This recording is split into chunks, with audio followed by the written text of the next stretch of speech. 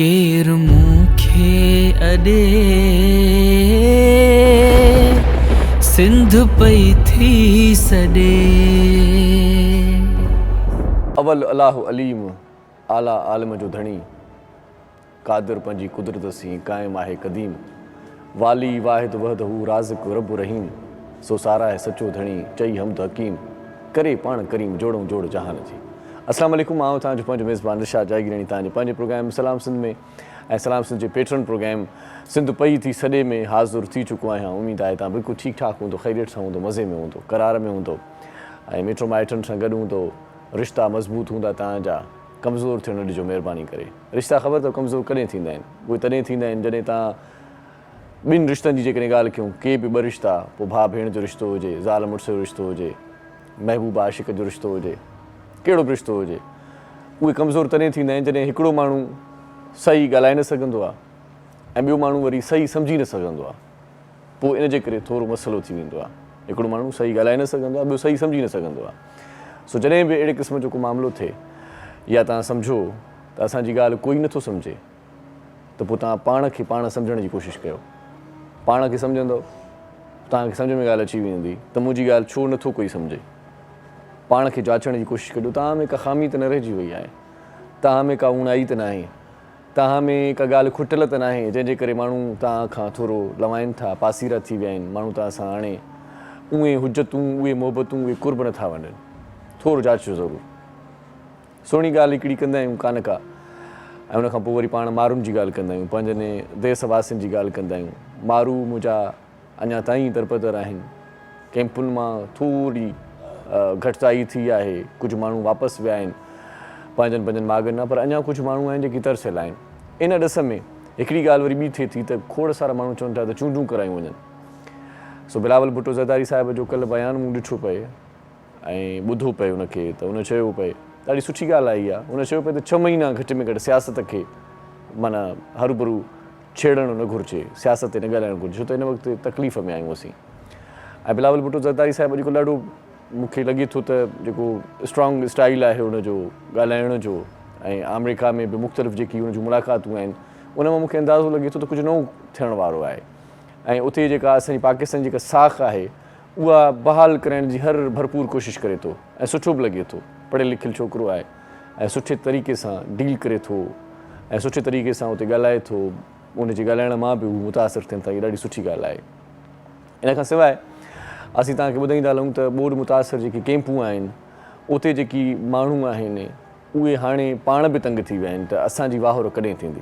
हिकु त सियारो अचण वारो आहे, थधि पइजी चुकी आहे, ॻोठनि में त थधि पवे थी। कराची जी जेकॾहिं सूरत हाल ॾिसिजे त राति जो पोयों पहर जॾहिं थिए थो 3 बजे खां पोइ अक्सर पखा बंदि करे छॾनि था, AC वग़ैरह बंदि थिए थी, या जेकी इन खां सवाइ बि रहनि था त उन्हनि खे बि थधि महसूसु थिए थी। सो इन ॾिस में हाणे जॾहिं हुकूमती कोशिशूं, बिलावल साहिबु चयो त 6 महीना सियासत खां परे रहंदासीं या माण्हुनि जी ख़िदमत कंदासीं, त हुकूमत खे इन ॾिस में घुरिजे त घटि में घटि पंहिंजे ॿोॾि मुतासिरनि जी सार लहण में हिकिड़ो कमु इहो बि कनि त सियारे जा इंतिज़ाम बि कया वञनि। सियारो कीअं उन्हनि जो कटिजंदो, कीअं गुज़रंदो, ॾाढी ॾुखियाई थींदी।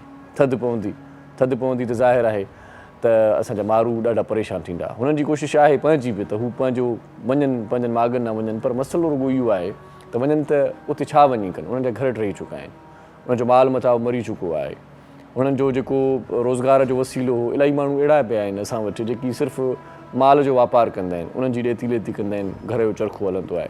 या वरी उहे माण्हू मुतासिर थिया जेकी मईशत जो जेकॾहिं पाण ज़िक्र कयूं त ज़रई माण्हू हुया, ज़राअत सां उन्हनि जो वास्तो हुयो, फसल फाड़ी कंदा हुया ऐं उनखां पोइ पंहिंजे घर जो चरखो हलाए सघंदा हुया। हाणे ज़मीनुनि ते पाणी आहे, माल मथां मरी वियो आहे, घर ड्रथल आहे। अहिड़ी सूरत हाल में असांजो ॿोॾि मुतासिर, असांजो मारू, असांजो पंहिंजो हिन धरतीअ जो मालिक काॾे वञे। सो इन जे करे हू मजबूरीअ तौरु तरसियल आहे ऐं उनजी मजबूरीअ जो फ़ाइदो असांखे न वठणु घुरिजे, उनजी मजबूरी ख़तमु करणु घुरिजे। असां सभिनी खे कोशिशि करणु घुरिजे, पर असीं इहे कोशिशूं नथा करे सघूं। मुस्तक़िल बुनियादनि ते कोशिशि हुकूमत सरकार करे सघे थी, असां आरज़ी बुनियादनि ते कंहिंजी हेल्प करे सघूं था। असां 2-4 ॾींहं कंहिंखे खाराइण वारो त अलाह आहे, पर वसीलो बणिजी सघूं था। मुस्तक़िल जेको सिस्टम आहे उहो हुकूमत ई करे सघे थी। केसीं ताईं केरु कंहिंजो भार खणंदो आहे। नेठि माण्हू हिक ॿिए खां तंग थी वेंदा आहिनि। चवंदा आहिनि न, सवली सिंधीअ में हिकिड़ो पहाको बि आहे, चवणी बि आहे त किरे जो यार कोई कोन्हे, हर को माण्हू बीठे जो आहे। सो सो हिन वक़्तु जेकी असांजा इहे बरसाति मुज़ासिर दोस्त आहिनि इहे सम्झो त किरियल इन सेंस में आहिनि त हुननि वटि कुझु बि न आहे। हाणे उन्हनि खे हिमथाइणो आहे, उन्हनि खे हथु ॾेई करे मथे करिणो आहे। हथु असांखे उन्हनि जो बाक़ाइदगीअ सां पकिड़े करे पाण सां गॾु हलाइणो आहे। उन्हनि खे हीउ मौक़ो आहे, हीउ महल आहे कुझु करे ॾेखारण जी। जेकॾहिं हीउ मौक़ो ऐं हीउ महल असां विञाए छॾीसीं त पोइ पंहिंजो पाण खे बि न बख़्श करे सघंदासीं। पोइ पाण कॾहिं कॾहिं सोचींदासीं त यार असां वटि सभु कुझु हुयो, हर शइ हूंदे बि पाण कंहिंजी हेल्प न करे सघियासीं। ऐं सची ॻाल्हि तव्हांखे ॿुधायां, जेकॾहिं तव्हां वटि हर शइ हूंदे बि तव्हां कंहिंजी हेल्प नथा कयो त पोइ अलाह ताला ई तव्हांखे आज़माए थो।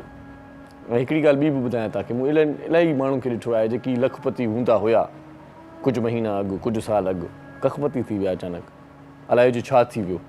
को अहिड़ो मसइलो, को अहिड़ो मामिलो उन्हनि जी ज़िंदगी में अची वेंदो आहे, का अहिड़ी तकलीफ़ अची वेंदी आहे, को अहिड़ो हादसो पेश अची वेंदो आहे जो माण्हू समत में न अची सघंदा आहिनि, सिधा न थी सघंदा आहिनि, तबाह बर्बाद थी वेंदा आहिनि। ऐं खोड़ अहिड़ा माण्हू ॾिठा अथमि जेकी सखी हुया, जेकी दिलि सां ख़िदमतूं सर अंजाम ॾींदा हुया, जेकी माण्हू ॿियनि जी हेल्प कंदा हुया ऐं तवक्कल रखंदा हुया अलाह ते। उहे माण्हू बाक़ाइदा ॾिठा त उहे अॾिजी विया, उहे अॻे खां चङा थी विया, उहे आसूदा बि थी विया। नंढियूं नंढियूं ॻाल्हियूं आहिनि, सम्झण जूं ॻाल्हियूं आहिनि। पंहिंजे रिज़्क रोज़ीअ खे जेकॾहिं वधाइणु चाहियो था त पोइ दिलि कुशादी कयो ऐं पंहिंजे माल मां सदको कढो, ख़ैरात कढो, माण्हुनि जी हेल्प कयो। आउं त अहिड़ा माण्हू ॾिसंदो आहियां, सुबुह सुबुह सां जॾहिं अचां पियो त चौक ते हिकिड़ो झूनड़ो हुयो, झूनो माण्हू हुयो, उनखे जेके कपिड़ा पातल हुआ इलाही मेरा हुया, पर हुनजे हथ में दाणो हुयो ऐं चौक ते बि कबूतरनि खे चुगाए रहियो हुयो दाणो। मूं चयो कहिड़ो नेकीअ जो कमु थो करे, कहिड़ो न सवाब जो कमु थो करे। बज़ाहिर इहो नंढिड़ो मामूली कमु आहे, 50 रुपए जो हुन दाणो वरितो हूंदो, पर पखियुनि जी जेका बुख आहे उहा हुन ख़तमु कई। ऐं सची ॻाल्हि इहा आहे जेकॾहिं तव्हांजे घर में बि अहिड़े क़िस्म जो को बंदोबस्तु आहे, माना पाणी पियल आहे पखियुनि जे लाइ, को चारो पियल आहे कंहिं जारे में, कंहिं दरीअ में या छित ते, पखी अची उहे चुगनि था, तव्हांजे रिज़्क में इज़ाफ़ो थींदो।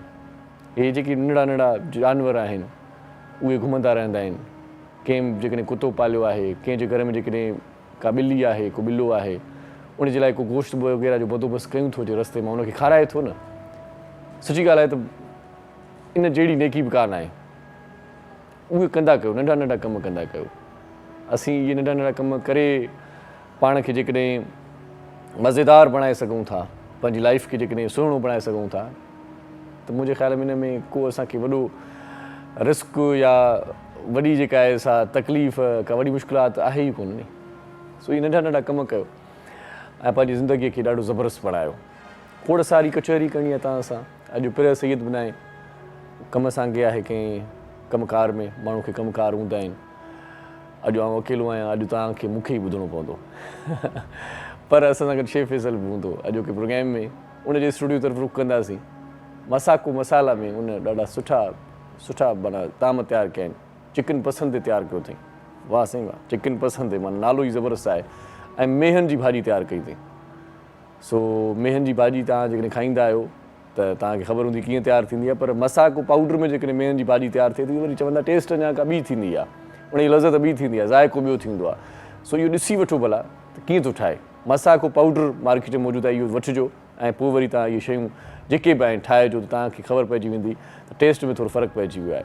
सो शेफ़ फैसल ॾांहुं वरूं था, उन ॾे वञूं था, पोइ वरी पाण मोटी था अचो त पंहिंजी कचहरी जारी रहंदी।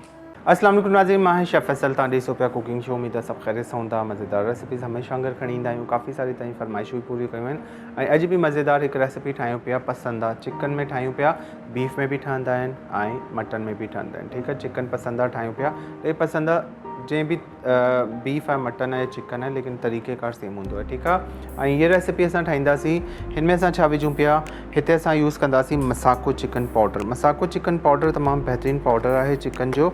ऐं जीअं चिकन क्यूब असां वठंदा आहियूं, हुनमें दॿी में 2 चिकन क्यूब हूंदा आहिनि, त उन क्वांटिटी में हे हिकु मसाको जो साशो हूंदो आहे। ठीकु आहे, 2 चिकन क्यूब जे बराबरि ही मसाको जो साशो हूंदो आहे। चिकन पाउडर मसाको जो इहो मिले पियो मार्केट में ऐं इहो 20 खां 25 रुपए जो मिले थो। चिकन पाउडर चिकन क्यूब जेका असां वठंदा आहियूं उहो असांखे मिलंदो आहे 50 खां 60 रुपए जे दरम्यान। ठीकु आहे, त हीअ ठाहींदा आहियूं, काफ़ी सारी रेसिपीज़ में विझंदा आहियूं। त इन सां भाॼियूं, कंहिं बि क़िस्म जी सब्ज़ी आहे, कंहिं बि क़िस्म जी दाल आहे, चांवर आहिनि, पुलाव आहे, या का बि शइ अहिड़ी सुठी ठाहियो पिया हुनमें विझी सघो त घर में आम खाधनि में बि यूज़ करे सघूं था। हिन खां ज़बरदस्त रेसिपी जो मज़ो दुबालो थी वेंदो आहे। ठीकु आहे, त इहो असां इस्तेमालु कंदासीं। ऐं हुनजे अलावा मां ठाहियां पियो टिंडनि जी सब्ज़ी। ठीकु आहे, टिंडा जेका मेहा हूंदा आहिनि माण्हू खाईंदा आहिनि डिफरेंट तरीक़े सां। अॼु हुनखे बॉइल करे थोरो मुख़्तलिफ़ तरीक़े सां ठाहींदमि, ॾाढा मज़ेदार ठहंदा, तव्हांखे ज़रूरु पसंदि ईंदा। उन में बि असां मसाको पाउडर यूज़ कंदासीं। हुनजे अलावा असां वटि आहे बिज़म मुत्तफ़िक़। बिज़म मुत्तफ़िक़ आहे, ही कस्टर्ड पाउडर आहे, ही साशे मिले थो। ऐं 3 पा खीर में इहो साशे मिलाइबो या 3.5 कप खीर में इहो साशे मिलाइबो। हिन में खंडु, क्रीम, हर शइ मौजूदु आहे, का शइ मिलाइण जी ज़रूरत न आहे। जीअं आम कस्टर्ड में असां खंडु मिलाईंदा आहियूं, लेकिन हिन में मिलाइण जी ज़रूरत न हूंदी आहे। ठीकु आहे, हे बसि खीर में मिक्स कंदा आहिनि ऐं हिन खां पोइ चुल्हे ते चाढ़े छॾो। 4 खां 5 मिंट में घाटो ज़बरदस्त कस्टर्ड तयारु थींदो। पोइ हिन में तव्हां फ्रूट्स विझो, का बि शइ विझो, सादो खाओ, जीअं तव्हांखे सुठो लॻे तव्हां यूज़ करे सघो था। हिन में 3 फ्लेवर आहिनि। हिकु आहे वनीला फ्लेवर, ही आहे हिन जो चॉकलेट फ्लेवर। ॿार ॾाढे शौक़ सां खाईंदा आहिनि, तव्हांखे बि वणंदो चॉकलेट फ्लेवर जो कस्टर्ड। कंहिं बि कंपनी में, कंहिं बि ब्रांड में कोन आयो आहे। फर्स्ट इहा कंपनी आहे जंहिंमें चॉकलेट फ्लेवर, ऐं यकीन करो ॾाढो क्रीमी ऐं ॾाढो ज़बरदस्त ठहंदो आहे। हिन जे अलावा स्ट्रॉबेरी आहे, हिन में स्ट्रॉबेरी जो फ्लेवर बि आहे, स्ट्रॉबेरी कस्टर्ड आहे। ऐं साशे तव्हांखे मार्केट में मिली वेंदा आराम सां, बिज़ मुत्तफ़िक़ जे नाले खां आहे, बिज़ मुत्तफ़िक़। ठीकु आहे, बिज़म मुत्तफ़िक़। हे हिन तरीक़े सां तव्हां ॾिसंदो, हे नया साशे आयल आहिनि। हुनजे अलावा हे आहे crispy fry. Crispy fry chicken आहे या पकोड़ा आहिनि, का बि शइ जी कोटिंग करणी आहे, क्रिस्पी कोटिंग थींदी आहे। ब्रोस्ट, ज़िंगर, बर्गर, का बि शइ तव्हां ठाहींदो, हिनजी ज़बरदस्ती कोटिंग थींदी आहे। त इहा तमामु सुठी ब्रांड आहे। ऐं साशे मिले थो 1/2 किलो चिकन जी कोटिंग जे लाइ। मच्छी में बि कोटिंग करे सघो था, ज़िंगर में, पकोड़नि में, हर शइ में। ठीकु आहे।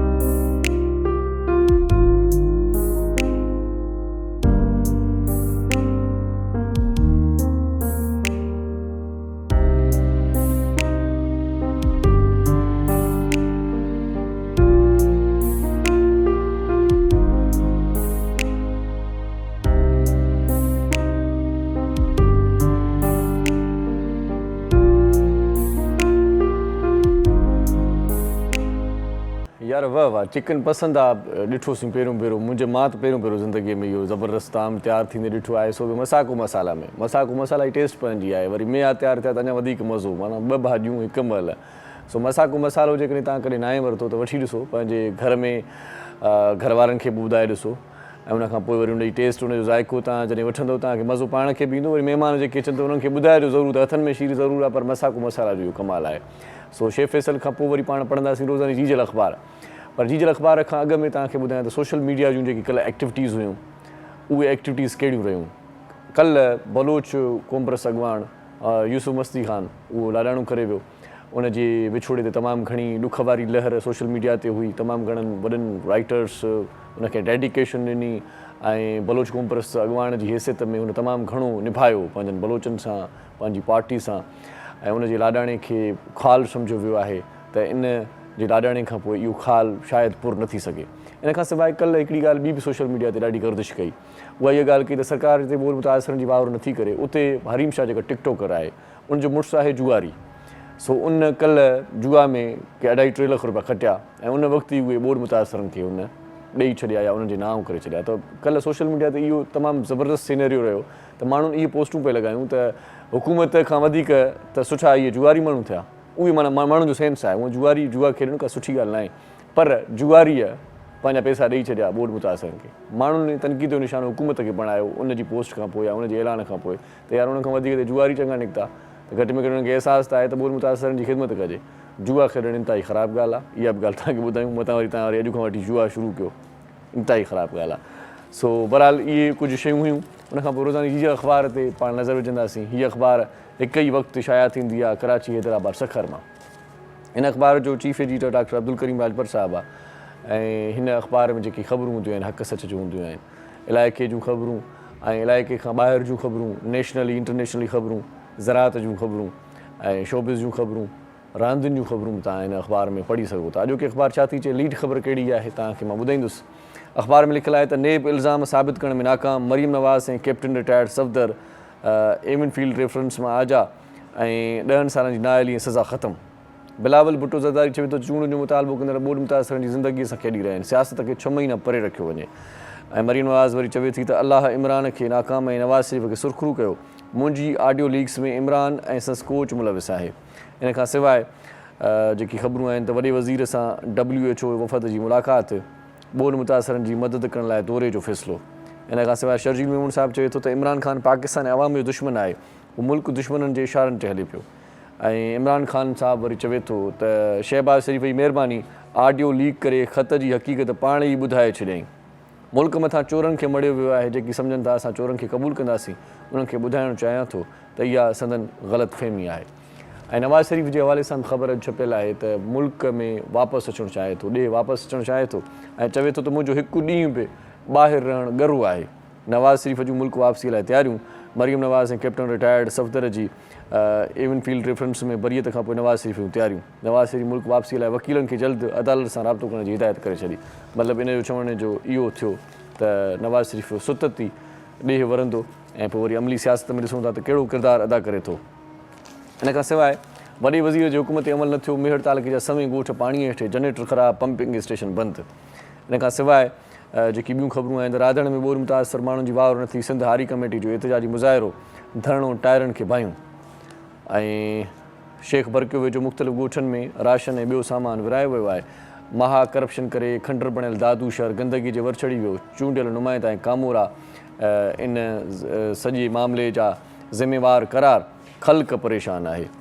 इन खां सवाइ पार्लियामेंट मुल्क जी सभ खां वॾी लिविंग इंडस्ट्री था जी मंज़ूरी ॾेई छॾी। नसीराबाद में माण्हुनि सां कलूर, इंतिज़ामिया राशननि ऐं ॿोॾि मुतासिर इंडस हाईवे ते धरणो। सिंध में मलेरिया ऐं गैस्ट्रो बि लाइलाज थी वई, बीमारियुनि वगे वधीक 10 माण्हू फ़ौत थी विया। सो इहे ख़बरूं आहिनि अॼोके अख़बार में। शोबिज़ जे पेज ते जेकॾहिं निगाह विझूं पाण त शोबिज़ जे पेज ते छा लिखियलु आहे त आउं तव्हांखे ॿुधायां त एंजेलिना जूली पारां इंस्टाग्राम ते पाकिस्तान जे ॿोॾि मुतासिरनि जूं या ॿोॾि जूं तस्वीरूं शेयर कयूं वयूं आहिनि। ॿोॾि जी तबाही मूं पाण अखियुनि सां ॾिठी, मुल्क जो 3 हिसो ॿुॾी वियो आहे। एंजेलिना जूली 33 मिलियन माण्हू मुतासिर थिया आहिनि, 6 मिलियन खां वधीक हंगामी इंसानी इमदाद जी ज़रूरत आहे। पाकिस्तान अञा ताईं बि 10 लख खां वधीक अफ़गान पनाहगीरनि जी मेज़बानी करे रहियो आहे। एंजेलिना जूली पंहिंजे इंस्टाग्राम ते इहो लिखियो ऐं पोस्ट जेका आहे सा उहा तस्वीरूं न शेयर कई आहे। टैक्स फ्रॉड केस शकीरा खे 8 सालनि जी क़ैद जी सज़ा जो इम्कान। ऐं इन खां सवाइ मीरपुर माथियल में सिंध टीवी जे मशहूरु ड्रामे ज़हर ज़िंदगी जी शूटिंग थी आहे। हीअ ज़हर ज़िंदगी ॾाढो सुठो ड्रामो हले पियो, तव्हां सिंध टीवी ते ॾिसंदा हूंदो। अॼोके अख़बार बि इन ड्रामे जी जेका ताज़ी शूटिंग थी आहे उनखे रिपोर्ट कयो आहे। ऐं क्रिकेट जी ख़बरुनि मां हिकु ख़बर तव्हांखे ॿुधायां त भारतीय टीम खे धचको ऐं T20 वर्ल्ड कप मां आउट थी वई। इन खां सवाइ बाबर आज़म इंग्लिश बॉलर मार्क वुड जे निशाने ते ॿियो भेरो आउट।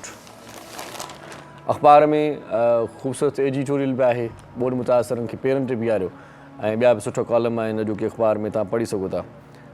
सो इन खां सवाइ खोड़ सारियूं ॿियूं ख़बरूं बि आहिनि। हिकिड़े 100 जो सुवालु आहे, इहो हिकिड़ो सुठो कॉलम आहे। कराची में तयारु कयल मेगा टेंट सिटी कंहिंजे लाइ आहे, इहो बि हिकिड़ो सुठो कॉलम आहे। इन खां सवाइ बि खोड़ सारियूं ख़बरूं आहिनि। रोज़ानो जी जिल तव्हां जेकॾहिं पढ़ंदव त तव्हांखे मुख़्तलिफ़ मामलनि जी ख़बर पइजी वेंदी त नौशहरो पुलिस जो जेको आहे सो बुख मुतासिर ॿोॾि मुतासिरनि ते ॾंडनि सां जेको वार कयो वियो आहे, इहा बि ख़बर अॼोके अख़बार में रिपोर्ट थियल आहे। सो अख़बार पढ़ण खां पोइ असां वठंदा आहियूं हिकिड़ो शार्ट कमर्शियल ब्रेक, त जीअं मौज़ महिमान असीं पंहिंजे स्टूडियोज़ में विहारे सघूं ऐं उन सां तव्हांजी कचहरी कराए सघूं ऐं थोरी साई बि वठी वठूं, थोरी थी सघे थो चांहि बि पी वठूं, सभु कम थींदा।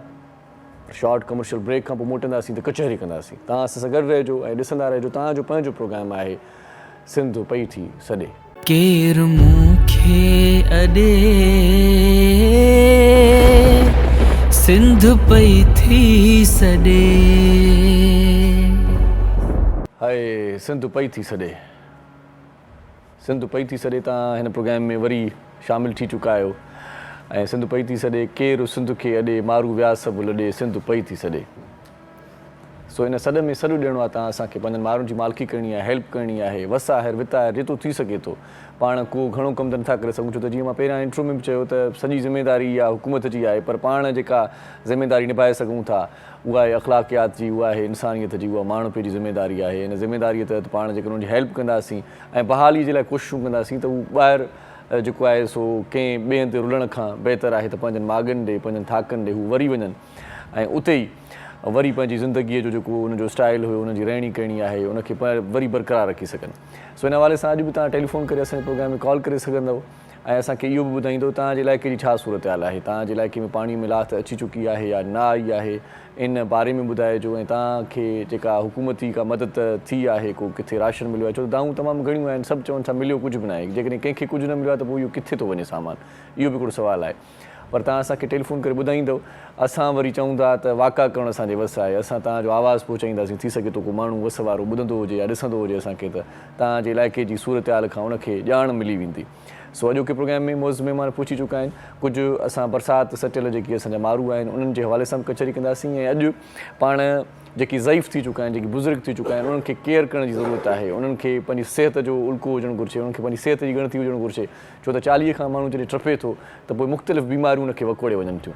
सो उनखां पोइ माण्हू खे पंहिंजी बाक़ाइदा प्रॉपर जेको आहे सो सिहत जो ख़्यालु रखणु घुरिजे ऐं हिन ॾिस में डॉक्टरनि सां मशवरे में रहणु घुरिजे, लह विछड़ में रहणु घुरिजे ऐं लापरवाही जो मुज़ाहिरो बिल्कुलु बि न करणु घुरिजे। असां वटि वरी ईअं थींदो आहे त पाण जॾहिं सफ़ा बेहोश थी किरंदा आहियूं पोइ डॉक्टर ॾे खणाए वेंदा आहियूं, पर इन खां पहिरियों ई पाण खे किथे बि का अलार्मिंग सूरत हाल नज़र अचे थी, पाण किथे बि को पेन थिए थो या किथे बि को फॉल्ट नज़र अचे थो या महसूसु थिए थो पाण खे पंहिंजे जिस्म में, त पाण डॉक्टर सां मशवरो कयूं ऐं टिकी फोटे ते गुज़ारो न कयूं त बहितर आहे। इहो मुंहिंजो ख़्यालु आहे। वधीक तव्हां पाण बि सियाणा आहियो, तव्हां पाण बि वॾा आहियो।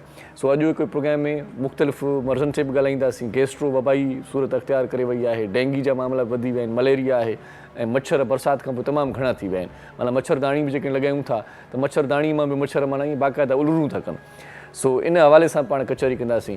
अॼु मौज़ महिमान ॾाढा ज़बरदस्त आहिनि ऐं उन्हनि सां कचहरी कंदे ॾाढो मज़ो ईंदो। हिकिड़ो महिमान अहिड़ो आहे जेको जॾहिं बि मिलंदो आहे त मिलणु सुठो ई, माण्हू कहिड़े बि मूड में हुजे ऐं मिज़ाज कीअं बि हुजे, पर जॾहिं मिलंदो आहे त का अहिड़ी ॻाल्हि करे वठंदो आहे जो माण्हू खिली पवंदो आहे, मुरकी पवंदो आहे, चहिरे में पाण ई चमक अची वेंदी आहे उन माण्हू खे ॾिसी करे।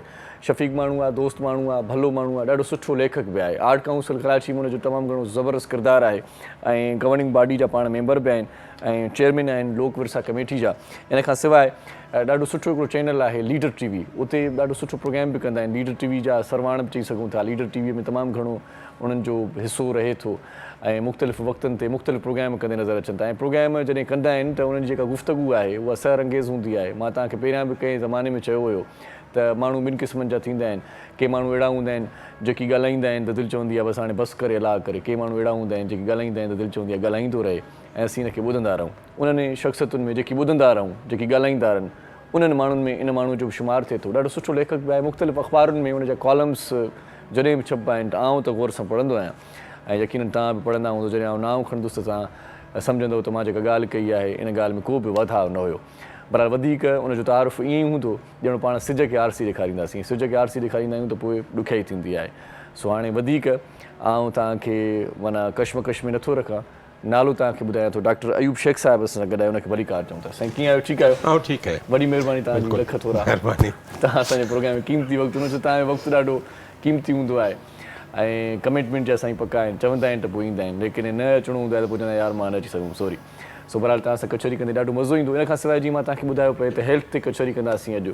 इन हवाले सां असां हेल्थ एक्सपर्ट खे घुरायो आहे ऐं न्यूरो मस्क्यूलर इन हवाले सां बि उनजी तमामु घणी ॻाल्हि हलंदी आहे ऐं ख़ासि तौर ते फिज़ियोथेरापी जे हवाले सां बि तमामु घणी एक्टिविटी उनजी रहे थी ऐं अॼुकल्ह इहो मामिलो बि तमामु घणो अहम ऐं संगीन बणिजी चुको आहे। सो पाण उन सां ख़ासि तौर ते कचहरी कंदासीं त जेकी वॾी एज जा माण्हू आहिनि, जेकी असांजा ज़ईफ़ दोस्त आहिनि, बुज़ुर्ग दोस्त थी चुका आहिनि, उन्हनि खे पंहिंजी सिहत जो ख़्यालु कीअं रखणु घुरिजे ऐं ॿोॾि मुतासिर पंहिंजी सिहत केयर कीअं कनि, मलेरिया डेंगी खे कीअं मुंहुं ॾियनि। गैस्ट्रो वबाई सूरत अख़्तियार ॿारनि में तमामु घणी पखेड़ थी चुकी आहे, उनजी उनखे सूरत हाल खे कीअं मुंहुं ॾिजे। इन समूरी सूरत हाल ते ॻाल्हाइण जे लाइ अॼु असां डॉक्टर शबाना नाज़ गॾु आहे, उनखे बि वेलकम चऊं था।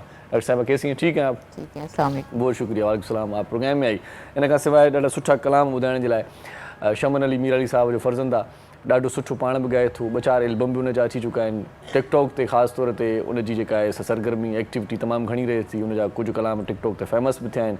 पाण बि टिकटॉकर बि आहे, सुठो रागी बि आहे ऐं नौजवाननि में दिलचस्पी आहे। मुख़्तलिफ़ मामलनि में जॾहिं जुंबिजी वेंदा आहिनि त पोइ कुझु करे ॾेखारींदा आहिनि। ॻाइण जे शोबे में हूअं ई ख़ानदानी बुणाए थो, ईअं खणी चओ त फ़नकार आहे, पर पाण पंहिंजी फैमिली में हिन नौजवान खे तमामु घणी सपोर्ट बि आहे पंहिंजी फैमिली तरफ़ां, भाइरनि तरफ़ां ऐं हिनखे अॻिते वधण जो शौक़ु बि आहे। असां सां गॾु आहे शिराज़ मीर अली साहिबु, उनखे भली कार चऊं था।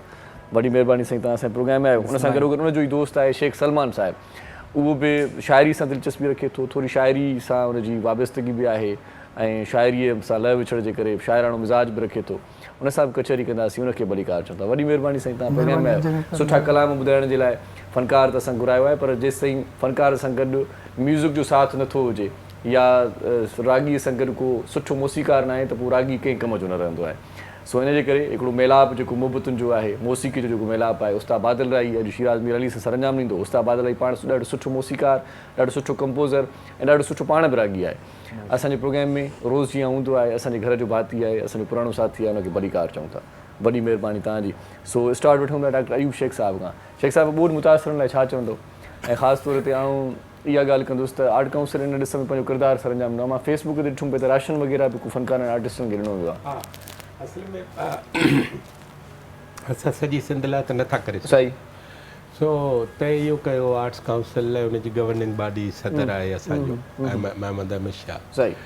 त घटि में घटि सॼी सिंध में जेके उहे फ़नकार जेके बिल्कुलु ज़ीरो थी विया हा जिन जा घर ॾेई विया रोज़गार त फ़िलहालु मिलंदो कोन। सही सही। इन करे उन्हनि जी थोरी सहायता पाण कयूं। सही।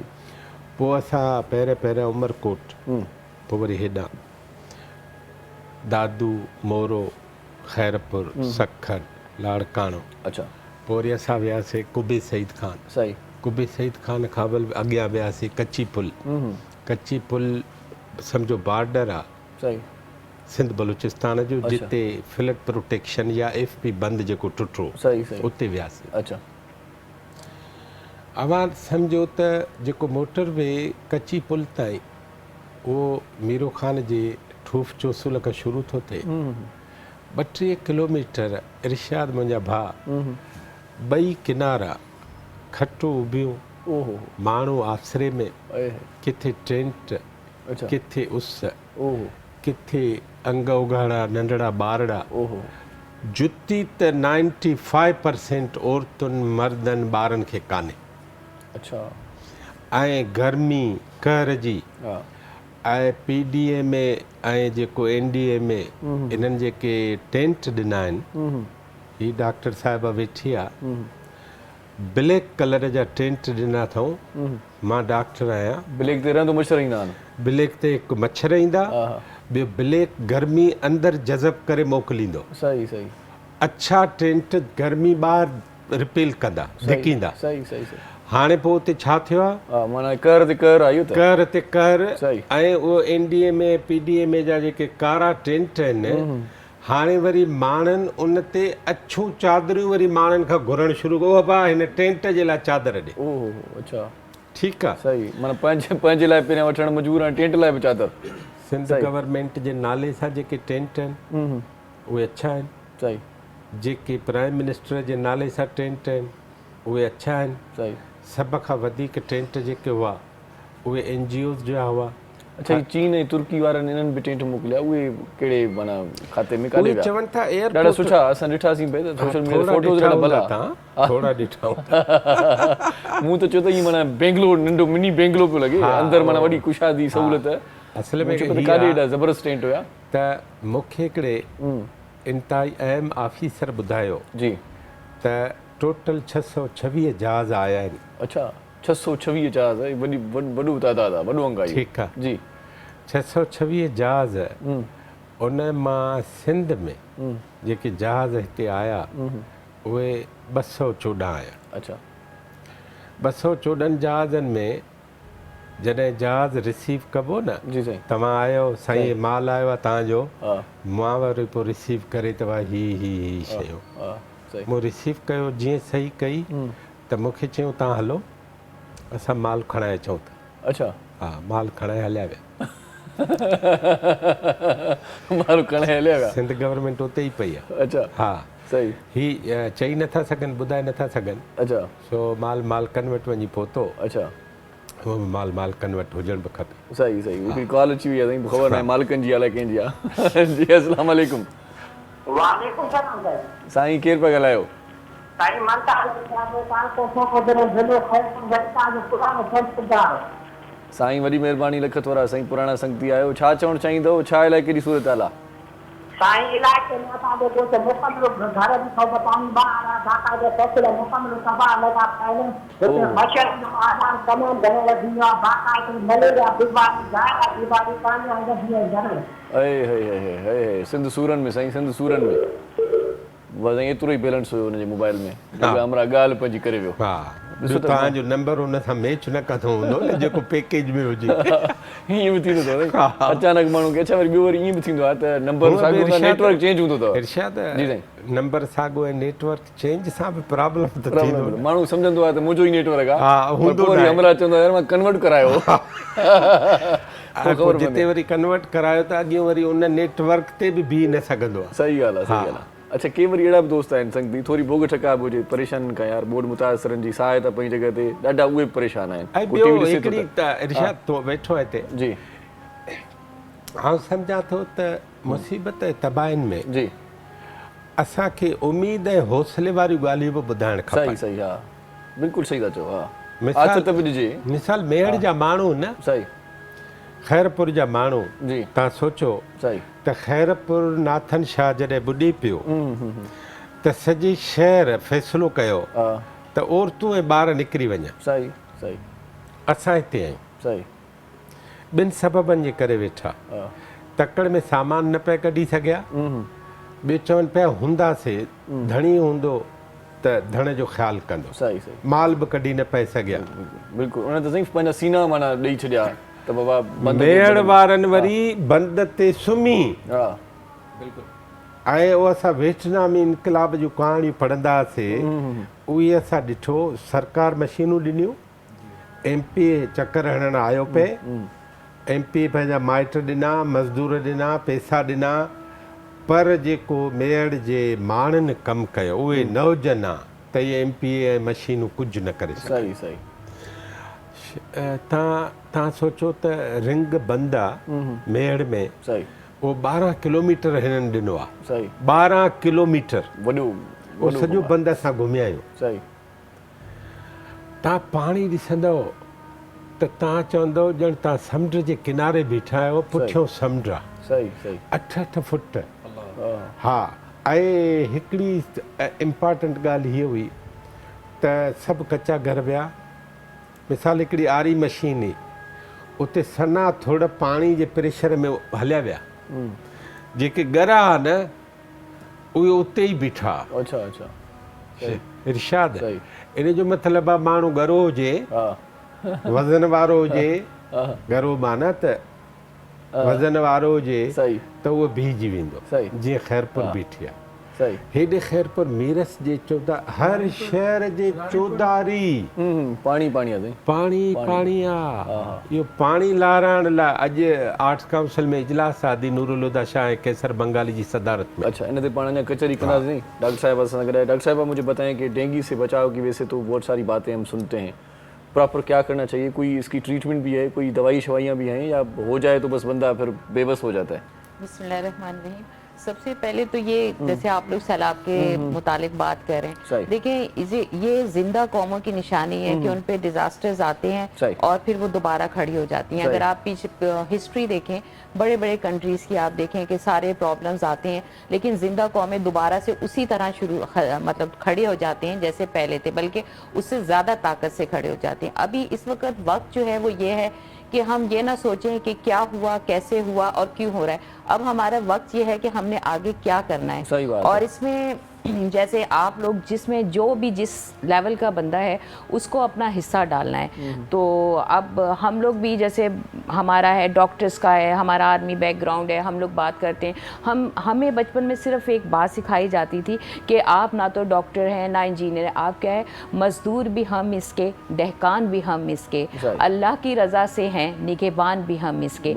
यानी ये पाकिस्तान जो है इसके लिए इस वक्त हमें हमारी इंडिविजुअल पहचान नहीं बल्कि हम सब ने हाथ से हाथ मिला के जो है ब्लेम गेम के बजाय हमने अपने पाकिस्तान को आगे लेके जाना है, और उसमें जिसका जितना हिस्सा है जो कर सकता है, इवन अगर आप एक पानी का केन भी ले जा सकते हैं तो वो करें। अच्छा, दूसरी चीज़ ये है कि खुराक के बाद जो सबसे इम्पॉर्टेंट मसला होता है वो आपकी लाइफ का होता है, आपकी बीमारियों का होता है।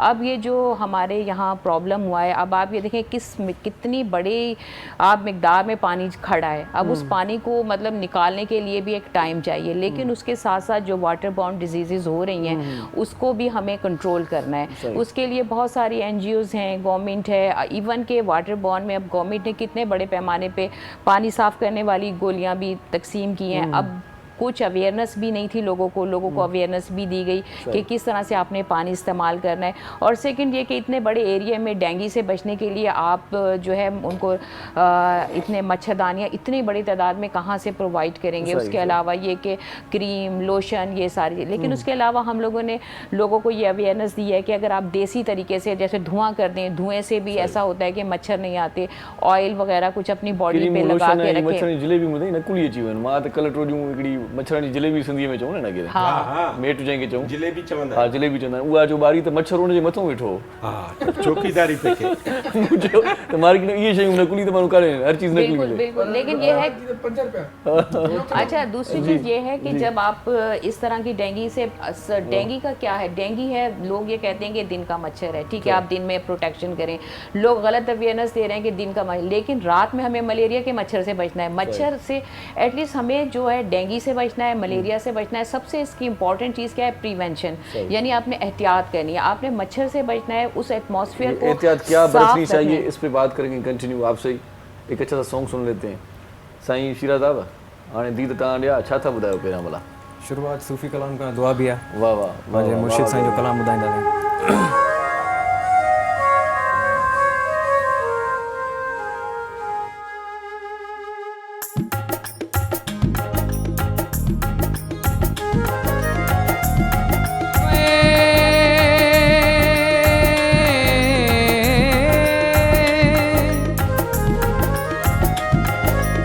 जान बजा गाए वे पाए जिया दर जाती मारण आए मुयले खणी कोहण जी काती तो सा दिल फाती बुढ़ल कुसण मुँह कबूलियो इश्क जनी सिर आयो आहे दिल मदीनो तन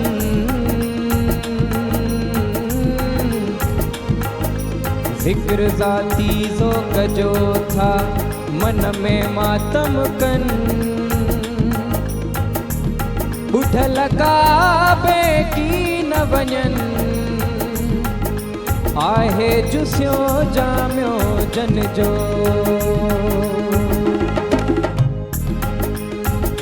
ओ तुझे इश्क ॾिनिया मूंखे मिठी लोली तुझे इश्क ॾिनिया मूंखे मिठी लोली पर मोहब मुंहिंजा पर मोहब मुंहिंजा ओ सचा कर का सोली तुझे इश्क ॾिनिया मूंखे मिठी लोली तुझे इश्क ॾिनिया मूंखे मिठी लोली पर मोहब मुंहिंजा पर मोहब मुंहिंजा ओ सचा कर का सोली तुझे इश्क ॾिनिया।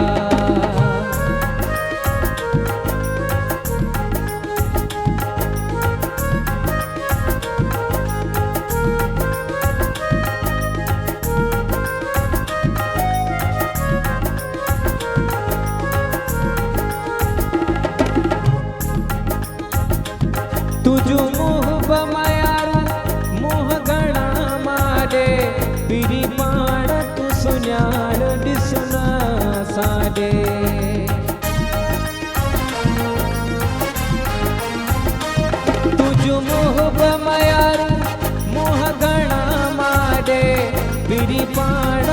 सुञाण ॾिसता साॾे हीउ साथम साण दिलड़ी तव्हां ॾे हीउ साथम साण दिलड़ी तव्हां ॾे उण तुण अंदर में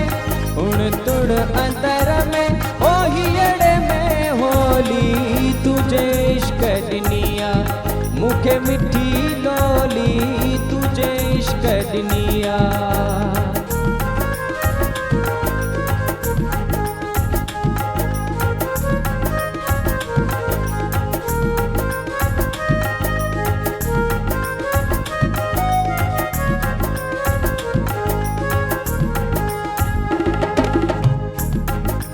हो असांजे अचण जी कर सा सतारी तुझे दर्दन सोहणा जित मुंहिंजी गारी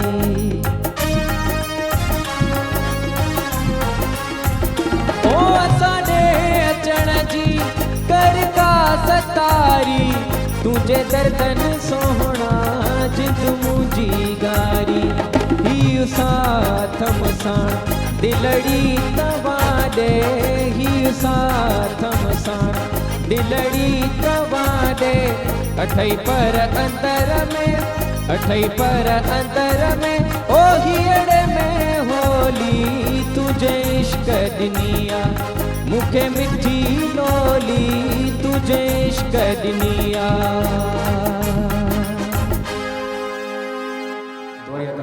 वाह साईं वाह तुंहिंजे इश्क ॾिनी आहे मूंखे मिठी लोली ॾाढो सुहिणो कलाम सो हिते शॉर्ट कमर्शियल ब्रेक वठूं था तव्हां सां गॾु रहिजो जल्दी मोटी अचूं था ॾिसंदा रहिजो सिंध पई थी सॾे केरु मूंखे अॾे सिंध पई थी सॾे रूआ रोग में विया सभई सोग में रूआ रोग में विया सभई सोग में साईं प्रोग्राम में हिकु भेरो वरी तव्हांखे भलीकार चऊं था ऐं ॻाल्हि इहा कंदासीं त रूआ रोग में विया सभई सोग में पाड़ो पंहिंजो छॾे सिंध पई थी सॾे ऐं काल माउ वई मरी अॼु पधर ते वरी ॿारड़ो थो ॿुॾे सिंध पई थी सॾे मारू विया सभु लॾे केरु सिंध खे अॾे सिंध पई थी सॾे सिंध जे सॾ में सॾु ॾियण जे लाइ वरी तव्हांजी ख़िदमत में हाज़ुर थी चुका आहियूं तव्हां असांजे प्रोग्राम में शामिलु थी सघो था टेलीफोन करे सघो था पंहिंजी राय पंहिंजे दिलि जो क्रोध पंहिंजे दिलि जो गुबार पंहिंजी तकलीफ़ पंहिंजो ॾुख शेयर करे सघो था असां सां प्रोग्राम में टेलीफोन करे मौज़ महिमान असां सां गॾु वेठा आहिनि जितां ॻाल्हि छॾी हुईसीं उतां ई ॻंढींदासीं पोइ वरी कचहरीअ जो सिलसिलो अॻिते वधंदो रहंदो डॉक्टर साहब आप बता रही थी डेंगू के हवाले से बचाव के कोई तरीके जी हाँ एक तो ये कि प्रिवेंशन सबसे इम्पॉर्टेंट है दूसरा कि डेंगू से बचाव के ये साफ़ पानी का मच्छर है सही एक तो ये चीज़ है कि आपने साफ़ पानी जैसे अब हमारे कराची में है आपने देखा होगा हम लोग पानी स्टोर करके रखते हैं किचन में हमारे पास बर्तन है वॉशरूम में पानी होता है टैंकियाँ ऊपर खुली हुई हैं इंडोर प्लांट्स हैं इन सबको हम ढक कर रखें और कोई भी ऐसी चीज़ मतलब जो ओपन हो पानी की उसमें ये अंडे देता है और उसके साथ जो है ये फैलता है। अच्छा इसमें एक और चीज़ मैं आपको बताऊँ कि ये डेंगू जो है वो पर्सन टू पर्सन किस तरह फैलता है ऐसे नहीं कि आपने साथ में खाना खा लिया तो फैल गया आपने हाथ मिला लिया वॉशरूम यूज़ कर लिया इससे नहीं फैलता बल्कि ऐसा होता है कि अगर आप इन्फेक्टेड हैं और ये मच्छर है ख़ास किस्म का मच्छर है डेंगू का तो वो आपको काटेगा उसके साथ जब वो काटेगा तो वायरस उसमें मुंतकिल हो जाएगा जो इन्फेक्टेड पर्सन को काटा और फिर ये उसी मतलब रूम में है या आप उसी घर में प्रेमिसेस में है अगर हेल्दी पर्सन को काटेगा तो इस तरह से ये ट्रांसफ़र होता है। ये एक ट्रायंगल है यानी एक इंसान को काटता है मच्छर से फिर वो दूसरे इंसान में ट्रांसफ़र होता है। और इसकी सबसे अहम चीज़ एक और है कि हम जब डेंगू आजकल क्योंकि हमारे अलार्मिंग सिचुएशन है हर एक को पता है कि डेंगू जो है वो फैला हुआ है तो अगर खुदा ना खास्ता आपको बहुत तेज़ हाई फीवर हो रहा है उसके साथ साथ आपको जॉइंट पेन इसको ब्रेकिंग बोन पेन भी कहते हैं क्योंकि ये हमारे प्लेटलेट्स के ऊपर इफेक्ट करता है और प्लेटलेट्स हमारे बोन मैरो से जो है बनते हैं बोन मैरो का मतलब हड्डियों का गूदा तो आपको सबसे ज़्यादा जो दर्द महसूस होगा सर में दर्द होगा आँखों के पिछले हिस्से में आपके जॉइंट्स में जो है बहुत सीवियर दर्द होगा। तो अगर आपको ऐसी सिचुएशन हो रही है क्योंकि अलार्मिंग है साइन आपने खुद से सेल्फ मेडिकेशन बिल्कुल नहीं करनी और स्पेशली जो है antibiotic blood thinner auto immune disease जिनको है वो इम्यूनोसप्रेसेंट ले रहे हैं वो सब चीज़ें वो फ़ौरन बंद कर दें अपने डॉक्टर के पास जाएँ और डॉक्टर सिंपल जो है अब जहाँ तक बात हो रही थी अभी जैसे सैलाब ज़क्कान की मेरे बहुत सारे प्रोग्राम्स हुए हैं डिफरेंट स्टेट चैनल्स पे हर जगह हुए तो हम लोगों ने गवर्नमेंट से अपील की थी कि क्योंकि डेंगू का टेस्ट बहुत महंगा है। सही। आदमी को बुखार हो तो 2000 का टेस्ट तो वो जाके नहीं कराएगा, खाने को लाले पड़े में। सही। तो इसलिए उन्होंने गवर्नमेंट ने उस पर 50% डिस्काउंट दिलाया। तमाम जितने भी जैसे CBC है वो बार बार हमें कराना पड़ता है क्योंकि हमें प्लेटलेट काउंट्स देखना होता है। तो वो भी माशाल्लाह से अब हमारी काफ़ी काविशें की हम सब लोगों ने मिल के, तो उससे अल्लाह ताला ने ये रिज़ल्ट दिया कि वो टेस्ट की कीमत भी कम हो गई। अब अगर आपको बुखार है, जॉइंट पेन है, फ़ौरन डॉक्टर के पास जाएं। डॉक्टर ये अलामात में शुमार है। हाँ, लेकिन डेंगू डॉक्टर जो है सिंपल फ़ौरन ही आपका NS1 नहीं करा देगा, आपका डेंगू का टेस्ट नहीं करा देगा। डॉक्टर CBC कराएगा, उसमें वो काउंट देखेगा। अगर आपका प्लेटलेट काउंट जो है वो कमी की तरफ आ रहा है, हीमोग्लोबिन आपका ज़्यादा है, तो ऑटोमेटिकली डॉक्टर का ब्रेन में क्लिक कर जाएगा, फिर वो फर्दर टेस्ट कराएगा। अगर आपका हीमोग्लोबिन जो है वो कम हो रहा है तो इसका मतलब आप जो है दूसरे मलेरिया की साइड पे जा रहे हैं। तो इस तरह से वो CBC से डॉक्टर उसी वक्त ऑन द स्पॉट डायग्नोज कर लेता है कि कौन सा फर्दर टेस्ट कराना है। अच्छा, और दूसरी चीज़ ये है कि हम लोग जो पैनिक होते हैं, डेंगू का टेस्ट पॉजिटिव आ गया और हम लोगों ने शोर मचाया कि भाई हॉस्पिटल फुल हो गए, प्राइवेट हॉस्पिटल फुल हो गए, गवर्नमेंट के फुल हो गए। उसका मकसद ये है कि सारे डेंगू के पेशेंट्स जो हैं वो सारे हॉस्पिटलाइज नहीं होते। आपको डॉक्टर बताएगा, आपको सेल्फ मैनेजमेंट करनी होती है। इसमें कोई ख़ास आपने पूछा ट्रीटमेंट नहीं है। अच्छा, इसका ट्रीटमेंट सिम्टोमेटिक होता है। सिम्टोमेटिक का मतलब अगर आपको बुखार है तो आपको बुखार का इलाज किया जाएगा, उल्टी है तो उल्टी का इलाज किया जाएगा, जॉइंट पेन है तो उसका इलाज किया जाएगा, डायरिया है तो उसका इलाज किया मुझे जाएगा। ये बताएं कि क्या डेंगू जानलेवा है? जी बिल्कुल। अगर आपने डेंगू, देखिए डेंगू के स्टेजेस हैं। अगर आपका फेब्राइल स्टेज जैसे बुखार है वो 4 से 5 दिन के बाद जो है आपका बुखार कम होता है। अक्सर औकात ऐसा होता है कि हम इसमें एक तो सबसे लोग सेल्फ मेडिकेशन करते हैं। अगर आपने और एंटीबायोटिक स्टार्ट कर दी, ब्लड थिनर आप यूज़ कर रहे हैं तो ऑलरेडी आपके प्लेटलेट्स काउंट कम हो रहा है, तो आपकी ये सिचुएशन बहुत ज़्यादा ख़तरनाक होती है। और दूसरा, जब आपका बुखार उतर जाता है 5वें 6ठे दिन, तो उसके बाद हम बहुत बेभूल हो जाते हैं। हम ये सोचते हैं कि बस अब हम ठीक हो गए, लेकिन उस वक्त अगर आपका ब्लड प्रेशर लो हो, जैसे आप खड़े हों तो हाइपोस्टैटिक हाइपोटेंशन कहलाते हैं। अगर आप खड़े हों तो आपका ब्लड प्रेशर लो हो जाता है और उसके साथ साथ आपको डायरिया हो रहा है, वॉमिटिंग हो रही है और उसके साथ आपको ब्लीड जैसे अगर आपने ब्रश किया तो दांतों से या गम से आपको खून आ रहा है, नाक से खून आ गया। अच्छा, यूरिन के ऊपर आपने नज़र रखनी होती है। अगर आपका यूरिन डार्क कलर का है, खून नहीं आएगा, डार्क कलर का भी है, तो इसका मतलब ये कि उसमें ब्लीड हो सकता है। स्टूल अगर आपका ब्लैक कलर का है तो भी आपका जो है वो उसमें ये ब्लीड कर सकता है।